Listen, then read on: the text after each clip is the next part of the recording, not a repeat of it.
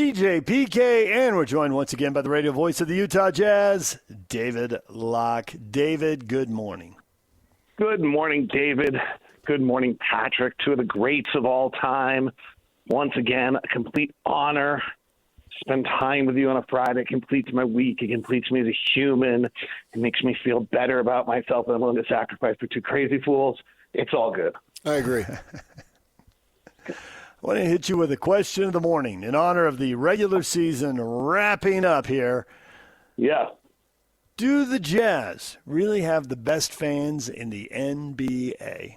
Now, PK would like a subjective discussion full of, debate and back and forth. You know me, I always like the objective stuff, right? What's attendance like? What are your social media numbers? What are your TV ratings? There's also the vibe walking around town, and I don't know how many people get to walk around more NBA towns than you. It's part of the job.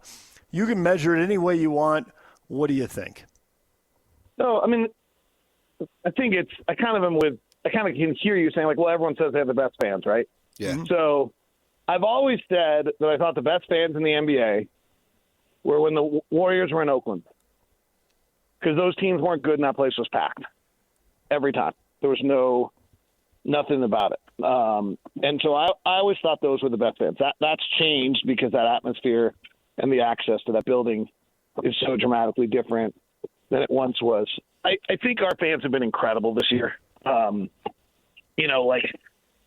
The Thunder fans are, they're really good. That's super easy, right? Like there's very few fan bases that were ever as engaged as we were during the NBA Finals in the 90s. So I think if you kind of look at where the franchise is at the time, we're on top. We seem to be as passionate as anyone, which is easy. But I think the other thing is that, like, we have shown a pretty incredible ability to stay engaged with a really long, difficult process. And that, to me, deserves great accolades. I mean, my Locked On Jazz podcast numbers are still really good and rank in the top 10 of listeners on our network. So I think that has to do, to me, that's a real sign of where our fans are and how committed they are. I don't know how to judge who's the best fans. I also think we have to be careful a little bit with this, and this is where I think Jazz fans are particularly good, and it is a part of our culture in a way differently than a lot of other cities or on par with other cities, is actually the amount of fans that ever get into an arena to watch a team is pretty small, right? So, if you actually go to, most Jazz fans who really care about the team, a lot of them just don't ever get inside an arena. They either live too far away, their lives don't allow it, they can't afford it, whatever it might be. And so I sometimes think we have to be really careful about who we're talking about in regards to this fan. And that's why a little bit I know I referenced it and it almost sounds self-promotion, but the podcast numbers to me are interesting. That's free. And, your listen numbers would be interesting to me. And mine's only on the Jazz. So it's free. It's available. You can go get it. And if you're a fan and you're going to listen to a daily 30-minute podcast, you got to be a really big fan. And unlike your show where someone's tuning in because you guys are just two of the greatest personalities in the whole world, they have to listen to me. So that's way different. They have to really like the team. So I just think that in that sense, I do think that we're a part of the culture and that our community is more engaged in the sport and the team than probably most other communities. And the franchise has now been around long enough that it's been passed generation to generation. So, sorry, super long answer. Wasn't ready for it. Kind of had to think it through. If I were to answer the question, I think it has to do with, are you a part of the culture? Predominant team in the culture, right? So, in Pittsburgh, the Steelers are always going to be better fans than the Pirates because it's part of their culture even more so. I don't know why I use that reference. I was trying to find non-NBA city. Then I think you really have to talk about the fans that aren't in the arena every night. And then I do think you have to talk about the atmosphere in the arena. We're A-plussing all of those across the board. Did you find those numbers spiked at the time of the Jaren Jackson trade? Yeah, they went nuts. Yeah. I mean, there was definitely, my audience doubled. Yeah, and I think that's, I had some of the more interesting messages I've had recently. Fans have actually said when they're talking about all the tanking stuff, they're like, I actually find this more entertaining than if we were playing to be 36 and 46 so we can have an 8% chance. Like, I thought that was an interesting perspective. Like, it's so clear what's going on. They actually, I can almost get into it. Like, I just get it. Like, it's so obvious, which is a weird concept to, like, where the league's trying to take this. And I think that fans understand what we're doing, where we are, and the Jaren Jackson trade gave us light at the end of the tunnel. Like, right. I did a little bit. I did an ask. My Friday show is like questions from listeners, and what is this year a success? And I was kind of doing the answer, and it's a raging success. But really, the key to the whole thing is that at one point along the way, we suddenly had an exit door, right? Like, it'd be one thing if Keontae had his breakout year, and Lowry proved that he was a top 30 player again, and Ace seems to be all that. We would have called all, and we still had our draft pick. Those four things were the four goals when the season started. All four of them have happened. But if we only had those four right now, the first question you would ask me is, like, how long are we doing this? That question would still be the number one question being asked. And the fact that that question disappeared in February or January, whenever it was, when we were in Atlanta. February, like, that changed everything. Right. The fact that that question went away changed everything. But if we had those four successes, the goals coming into the season were, number one, keep the pick. Number two, can Lowry reemerge as a top 30 player? If not, you have to make a big decision on Lowry. 3, can any of the young players pop? Keontae popped. And then coupled with Lowry, now you knew you could move forward. And then 4 is Ace Bailey, all that. And I think by the end of the season, it's pretty clear Ace Bailey's all that. So those are all great. But, boy, without Jaren, you're asking me, like, how many wins we're going to get next year, and I'm at, like, well, we'll see what they do in the offseason, and, like, I don't know. Like, right? Crap. It's going to be 30. Like, that's the answer to the question. Yeah. PK asked me what the odds were that the Jazz could win 50 games. Taking 50 wins as a number of, like, that's a pretty good season in the NBA. They're going to be 9 of the 30 teams are going to win 50 games this year. That's 30%. And it's usually somewhere between a quarter and a third of the league, and this year falls right in that range. Anticipating a good draft pick, and we don't know what's going to happen there, and anticipating that they're going to, one way or another, add 1 or 2 veteran ball-handling, shooting guards around the perimeter, I think there's a 70% chance they get to 50. He demanded I put a number on it, and that was the number that came to me. When you hear that number, go Goldilocks. Too high, too low, just right. What do you think? So, few points of clarification. The rookie will not help us win games. They never do. Like, other than Con Knipple this year. Like, they do not help you win games. Rookies do not help you win games. So, like, let's just make sure that will be somebody who will eat minutes, and that'll be important, but they won't be good minutes. I don't care if it's AJ or who it is. That's just the reality. But they could lose you games, right? If it's someone who's good enough to demand playing time. So you got to factor that in. Yes. So that's my against 50. That was my number one against 50. We're going to have to play this kid, and he's not going to help us win games. Number 2. So here, now let me switch. Why we're going to win 50. I think it'll be very difficult to get to the rim against us, which is kind of becoming a key thing in the NBA defensively. I think we'll be able to rebound amazingly, and that's actually one of the most key things in the NBA is the shot profile of all teams have equaled out. I think we'll be able to shoot well enough, but we're not a good shooting team. We'll have to get better shooting, and I think we have a lot of talent, and we'll always have people who can score on the floor. So I think that's a 50-win team. Here's the one thing why I'm concerned we're not going to be able to do that. I watched that Denver-San Antonio game, and I don't know if you guys got a chance to watch that game. I think it was on Amazon Prime or Peacock. I think it was on Amazon Prime. That was incredible. Maybe the best regular season game of the year, or at least one of the top 5 or 10. Our guys have not played in a game like that in 4 years. Yeah. Keontae George has never played in a game like that in his life. And Lowry's never played in a game in his life in a game like that when he's been in this role. He's done it as a fringe player for Cleveland, kind of. He didn't do it ever in Chicago. Our guys have never played in that game. And we're going to lose 3 or 4 games next year because they've never played in that game. And that'll take you from 52 to 48. Then your percentage is lower than 70? Okay. Understood. But I think, I get it. I look at the roster, and just on that, I'm guessing that every single one of my, numeric projections when I do it in the offseason will pump this team up to 52, 55. But I just think there's some reality of that you still have a young player who's going to hurt you in how they play. Like, if Ace Bailey had played 30 minutes on a good team, he would have lost a lot of games this year. Not a lot, but, 3 or 4. Yeah, and I think we're going to lose 3 or 4 games next year because of the fact that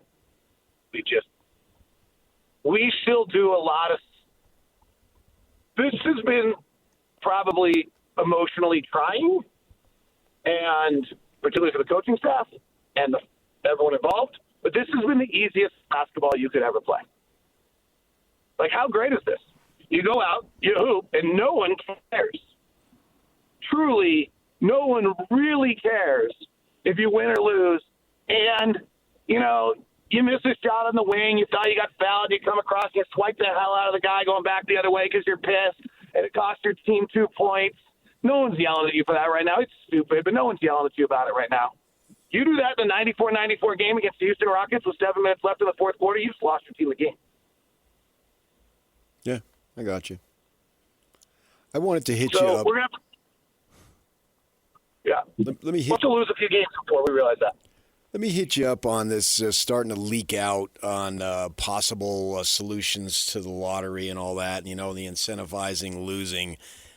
I would like to see a potential overhaul of everything because if you look at it, sure, there's incentivizing for losing, but there's also, I could argue, incentivizing, if that's such a word, decentivizing, I guess, for winning because they don't want you to win too much. Because like Oklahoma City, well, they're going to have to get rid of their guys. And we're hearing it. DJ talks about it. The Jazz can't pay everybody. Well, why the crap not? Why don't we incentivize winning? Why do we have to have 1 apron, 2 apron, repeater tax, this and that? That de-incentivizes winning too. Shouldn't we be looking at all of it rather than one thing? Interesting. The reason for the aprons is because the Ballmer of the world, they just were concerned, and Joe Lacob in San Francisco were just going to outspend everyone. And then you have the Dodgers. And I don't think they wanted that. I don't know if that's actually bad for the league. From the league's heyday was when you had Lakers, Celtics, and Bulls, Jazz, and right. You knew what the finals were going to be. That actually was really good for the league. Not bad. But this is actually a little bit side note. I'm super frustrated with Adam Silver because he just blows in the wind and acquiesces to all the blowhard media talk show host people like us. He literally does. I've never heard anyone listen to us more. What he should have gotten up on that press conference and said is, we've had 7 different champions in 7 years. Detroit 2 years ago won 25 games. They're now number 1 in the East. Houston went through a rebuilding process. They're now number 4 in the West. Oklahoma City went through it 3 years ago, and they've won a title. San Antonio went through it. They're winning, in 60 games, and they are one of the best. We are the only sport in the world right now where you can really turn your favors in a span of 24 months. It's the only one. Major League Baseball, the A's aren't turning this thing around anytime soon. The Giants are stuck behind the Dodgers. We're going to suck forever. We got no chance. Football, maybe. If you get really lucky and get that Caleb Williams quarterback, maybe Chicago's going to turn this around. We'll see. But it's pretty hard. And if you don't get one of those quarterbacks, you're just kind of forever like the New Orleans Saints, going to just trade out everyone in the world until you get Drew Brees. And then, so I think the narrative was dictated by a bunch of blowhard talk show hosts and media writers. And yes, we have a tanking problem, but Adam Silver's complete lack of a backbone and changing the narrative of what's positive about this league is a huge part of this problem right now, in my opinion. And he's done this 3 years in a row where he just blows in the wind to everyone's complaints. TV ratings, this and that, 65-game rule. What a stupid freaking rule. But, and it's having no impact other than it's going to destroy a bunch of franchises because someone's going to win third-team NBA who's about the 40th best player in the NBA, and they're going to end up getting a max contract out of it. It's so bad. Unintended consequences, if you didn't think about it, are just absurd. I thought the answer, my friend, was blowing in the wind. Thank you. Thank you, Bob. I think this is a mistake, the road they're going down, because by flattening the odds even more, they're going to give more teams an incentive. We think the Jazz are out of the tank, but if they change the rules so that it's 18 teams with a shot, somebody, I don't know who it'll be, but somebody is going to be straddling 5th and 6th in the West and think, well, we actually match up with 3 a little better than 4, and it gives us a shot at the lottery too. Let's do it. So I'd be really careful about that. I think a lot of this tanking is happening because they made it so hard to rebuild through free agency and trades. Yes. How do they loosen the rule on trades? Because with trades, you can get better really quickly, and people don't really want to go through 4 years of missing out on the playoffs. So could they make the draft less important by making trades easier to make? Yes, thank you. Yes, you're so freaking smart, David James. The issue is really simple. There's only 3 ways to build your team: free agency, which is virtually dead, trades, and draft. And trades are too hard to make when it's the only other option. So you have to go through the draft. And then you get a bunch of draft picks and you trade them. You do what Utah did. You do what Oklahoma City did with Alex Cruz and Isaiah Hartenstein once they got their main pieces around it. You do what Houston did for Kevin Durant. You do what Washington's done for Anthony Davis and Trae Young. You compile enough pieces and enough cap space, and then you trade for these players. That's the new model of how you rebuild. That's literally the answer. Because if you actually go back and look at all these teams, and this is important for us, if you look at Oklahoma City's last tanking team 3 years ago, they only have 4 players left on that roster. If you look at Detroit's team 2 years ago, they only have 4 players left on that roster. If you look at Houston's team from 3 years ago, they only have 4 players left on that roster. If you look at Cleveland and Minnesota, who made the big trades for Donovan and Rudy, they only have 3 players left on those rosters. That's how you do this. You make those trades, you make those moves, and then you start rebuilding your roster around it. That's the model. So, yes, you are correct, David. That would be better. Here's the other one on this new tank. Maybe it would make tomorrow better or tonight better. Tonight's absurd, right? There's 20 players on the injured list. But on the other end, if you're out of it, why wouldn't you really be playing your player on the 81st game of the year? It's kind of risky. It's not worth it. So that's going to be an issue forever. The second thing is maybe the 81st game, maybe some of this March, April basketball, which has been pretty grotesque, will get better. But if I'm a franchise and I don't have a chance to win it and I'm building and we're in the new lottery odds they're talking about, and my best player, second best player, sprains an ankle on December 17th and is going to be out or gets a hamstring like Luka. And we're not really competing for a championship. Luka's probably a bad example, but whatever. Whatever team, guy sprains an ankle, he's out 4 weeks. I sit everyone for those 4 weeks, and I go 0-14 on purpose just to make sure I don't get the playoffs and I have my 8% chance. The slides in the middle of the season to intentionally not make the playoffs by teams that don't have a chance to win the championship because the lottery odds are even is going to be obscene. And then the second part of that is that, ironically enough, by flattening these odds and making it hard, you're actually extending people's rebuild. Yep, I agree. Yep. Well, maybe when you talk to Adam Silver next time, you tell him get a competition committee that's got a couple former players, a couple owners, a couple GMs, and a couple coaches so everybody can look at it from every angle. And instead of him having to be the face and think of all of this, everything goes to the competition committee the way it does in the NFL because they're good at tweaking their game. And I think that you undersold it there a little bit. I think you can go worst to first in the NFL. And you can also stay down if you mess it up.